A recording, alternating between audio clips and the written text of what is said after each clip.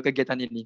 Selanjutnya pembicara terakhir kepada Ustadzah Rahmi Syahriza MA selaku seorang dosen juga di bidang tafsir, mungkin juga bisa memberikan pandangan terkait Al-Quran atau ayat lain yang mungkin belum disampaikan oleh pemateri pertama.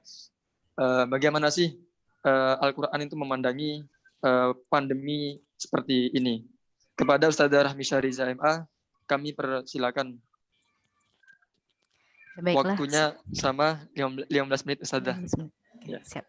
Oke, Assalamualaikum warahmatullahi wabarakatuh. Assalamualaikum warahmatullahi wabarakatuh. Ya baiklah, ini saya mungkin menyambung dari apa yang disampaikan oleh Ustadz Ade sebelumnya. Harus saya coba share screen-nya dulu.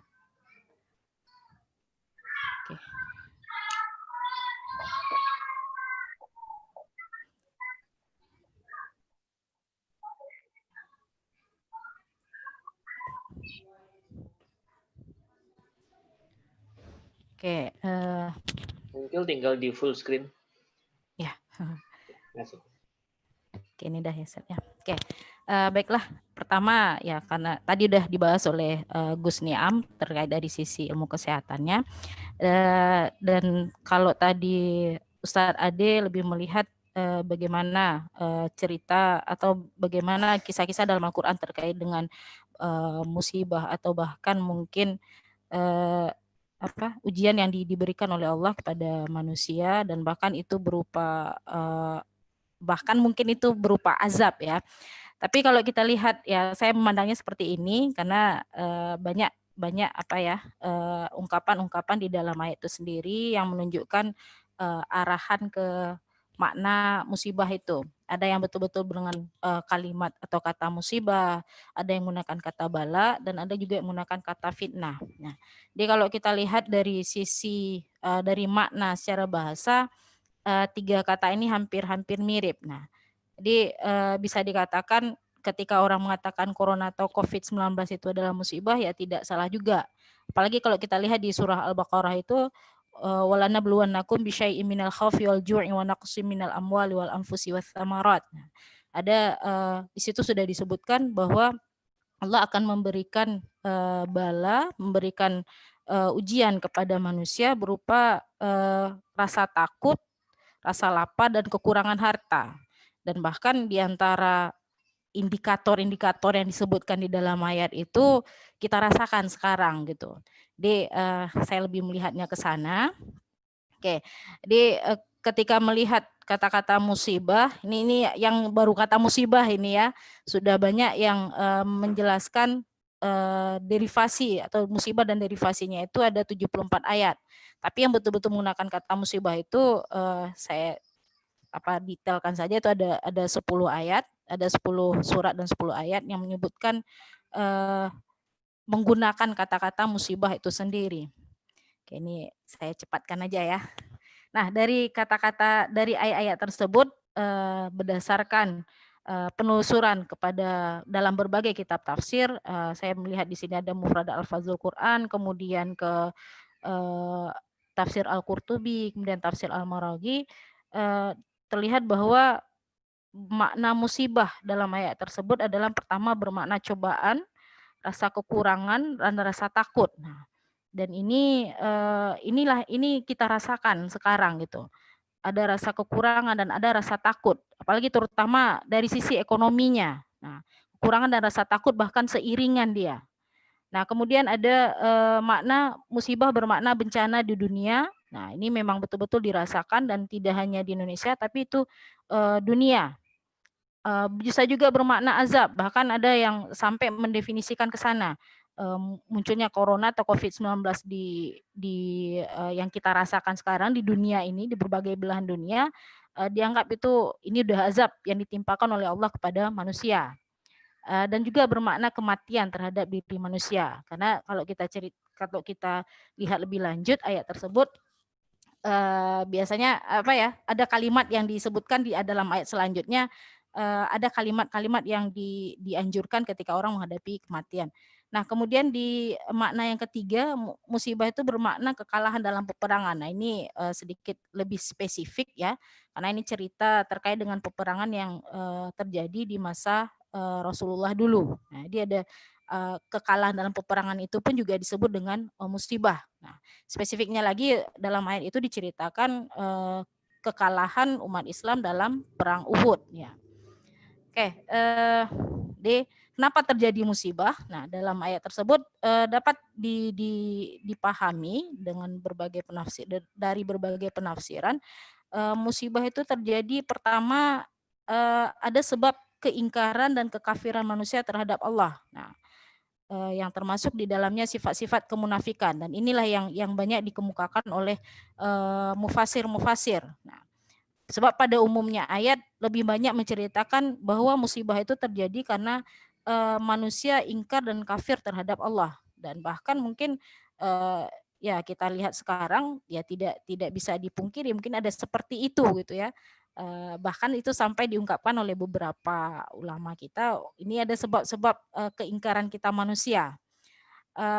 Itu sisi teologisnya. Kemudian terjadi sebab yang kedua itu adalah musibah itu dapat terjadi di muka bumi akibat ulah tangan manusia sendiri yang bersifat ragu-ragu dan egois. Nah, kemudian juga disertai dengan kelemahan iman kepada Allah. Nah, ini yang paling dekat dengan kita. Ya, kalau kita lihat dari kondisi pandemi yang ada sekarang, ya melihat sejarahnya, ya tidak salah juga. Nah, bisa jadi karena kita hidup tidak bisa memanfaatkan, tidak bisa mengelola apa yang ada diberikan oleh Allah di muka bumi ini. Padahal dalam surah Al-Baqarah ayat 29 Allah telah menjelaskan bahwa Allah telah menyediakan apa yang ada di bumi ini, dan artinya itu kita diberikan tanggung jawab untuk mengelola hal tersebut gitu. Jadi kalau kita tidak bisa mempertanggungjawabkannya, tidak bisa mengelolanya dengan baik, nah sudah pasti akan ada efek atau sanksi dari perbuatan kita itu sendiri. Nah, hal ini juga diperkuat dengan pernyataan yang disebutkan oleh Allah dalam surah Al-Hadid ya ayat 7 bahwa manusia itu adalah mustakhlafina fihi. Manusia itu adalah mustakhlaf di muka bumi ini. Dia diberikan diberikan wewenang sebagai wakil Allah di muka bumi dalam hal pengelolaan terhadap sumber daya alam itu sendiri. Artinya ketika dia bisa mengelolanya dengan baik, tentunya dampak yang positif juga akan menyertai mereka. Tapi ketika mereka tidak bisa mengelolanya secara baik, ya tentu juga dampak negatif yang akan timbul gitu. Oke, bagaimana sih cara menghadapinya? Ini saya juga melihat dari ayat ya. Yang pertama itu ada dari sisi teologisnya adalah pertama menyadari kembali tugas utama manusia dalam posisinya sebagai khalifah dan hamba Allah di muka bumi. Nah, ini artinya balik ke kedudukan kita sebagai manusia yang diciptakan oleh Allah. Kita ya tidak hanya sebagai wa ma khalaqtul jinna wal insa illa liya'budun, sebagai hamba Allah di muka bumi yang disuruh beribadah, tapi juga punya posisi sebagai khalifah. Nah, seperti yang diungkapkan dalam surah Al-Hadid tadi. Bagaimana kita bisa menyadari tugas kita hamba Allah yang mengikuti apa yang diperintahkan oleh Allah, dan juga diberikan wewenang, diberikan tanggung jawab mengelola bumi secara baik. Kemudian secara praktis, corona ini dipahami sebagai musibah akibat ulah tangan manusia. Maka menghadapinya juga adalah dengan tindakan-tindakan lahiriah yang dianggap itu bisa menjadi solusi. Nah, dalam hal ini tentunya kita melihat berdasarkan ilmu-ilmu kesehatan. Nah, walaupun itu ilmu kesehatan juga kalau kita lihat secara islaminya ya, juga tidak akan terlepas dari apa yang dijelaskan oleh Allah di dalam ayat-ayat Al-Qur'an. Nah, karena di dalam ayat-ayat Al-Qur'an sendiri banyak ada beberapa term atau beberapa terma kata-kata yang menunjukkan bahwa kita sebagai manusia itu juga dianjurkan dan bahkan bisa dikatakan wajib lah untuk hidup sehat. Nah, hidup sehat. Oke, jadi ini ya bagaimana sih dari sisi ilmu kesehatannya. Jadi ini kita lihat mungkin ini menggunakan istilah baru ya. Ini juga termotivasi atau dari beberapa kalimat yang selama ini berseliweran di apa ya kita dengar ya, bahwa ketika kondisi new normal orang kembali kepada Islamic lifestyle. Nah, tapi itu juga tentu tidak menghilangkan sisi-sisi kesehatannya. Makanya saya tambahkan istilahnya healthy Islamic lifestyle sesuai dengan petunjuk Al-Qur'an. Bagaimana sih? Nah, oke, ini ada beberapa tips hidup sehat menurut Al-Qur'an yang ini sebenarnya sebagian besar sudah kita lakukan. Nah, namun untuk kembali sebenarnya untuk merefreshkan kembali ingatan kita bahwa ternyata Al-Qur'an tidak hanya menjelaskan melulu manusia itu harus beribadah kepada Allah tapi melalaikan kondisi-kondisi duniawi, tidak gitu. Ternyata ada tips hidup sehat menurut Al-Qur'an itu pertama konsumsi makanan yang halal dan bergizi. Nah, ini juga hal yang sangat penting dan mendasar bagi seorang muslim ya. Jadi perhatikan apa yang akan kita konsumsi. Nah, kemudian ini juga terkait dengan yang nomor 2, tidak mengkonsumsi atau tidak makan dan minum secara berlebihan. Karena ini juga pasti akan memberikan efek yang juga tidak bagus untuk tubuh gitu.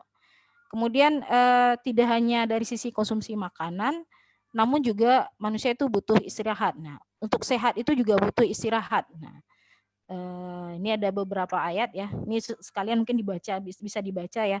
Ada beberapa ayat kenapa ini dipahami sebagai tips hidup sehat. Kenapa ada anjuran untuk beristirahat?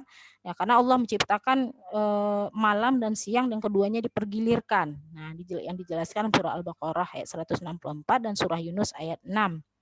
Kemudian juga ada penafsiran yang menunjukkan bahwa perlunya gerak badan dan olahraga untuk kesehatan tubuh. Nah, ini sebenarnya kalau kita lihat surah Al-Anfal ini nggak langsung menunjukkan bahwa kamu harus berolahraga, tidak gitu. Tapi di situ ada ungkapan bahwa ketika ya ini Al-Anfal ini kan ceritanya peperangan ya. Di situ disebutkan bahwa salah satu yang menunjang untuk kekuatannya itu adalah berkuda, memanah dan berbagai kegiatan yang lainnya. Itu menunjukkan kekuatan. Artinya bahwa dalam ayat itu ada isyarat kalau berkuda itu kan artinya berolahraga. Nah, jadi perlu gerak badan dan olahraga juga untuk kesehatan tubuh. Walaupun secara umum ini ayatnya memang ceritanya peperangan ya, tapi kita ambil sisi lain bahwa ketika orang bersiap untuk berperang itu tentu dia butuh tubuh yang sehat dan kuat gitu.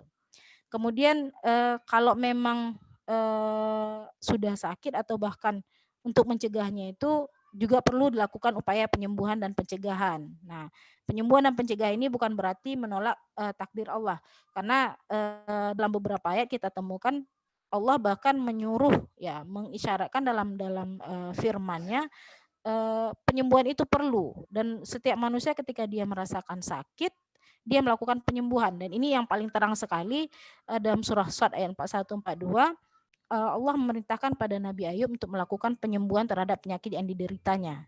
Nah, kalau kita baca sejarah kan dalam kisah Nabi itu kan disebutkan bahwa Nabi Ayub punya penyakit yang sangat-sangat parah, bahkan tidak bisa ditemukan obatnya.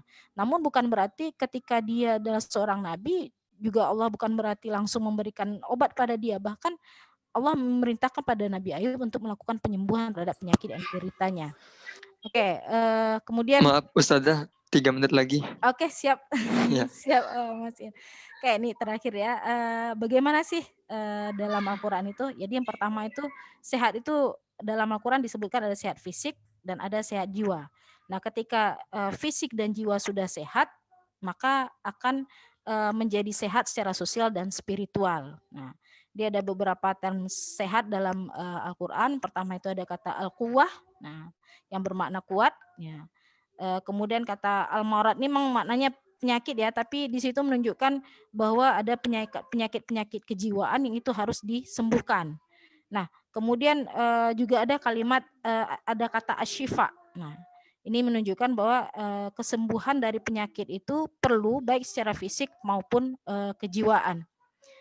Oke, untuk ini yang ini hadisnya ya yang saya kutip ya, hadis riwayat Bukhari. jika kalian mendengar wabah penyakit melanda suatu negeri, maka janganlah kalian masuknya. Dan jika kalian ada dalam negeri itu, maka jangan keluar untuk lari daripadanya. Nah, untuk protokolnya tadi sudah dijelaskan oleh Gus Niam yang lebih kompeten berkompeten untuk menjelaskan hal itu. Oke, mungkin itu saja dari saya sedikit dari sisi tafsirnya, dikembalikan kepada Mas Ian ini sebagai moderator. Oke, terima kasih. Waalaikumsalam warahmatullahi wabarakatuh. Terima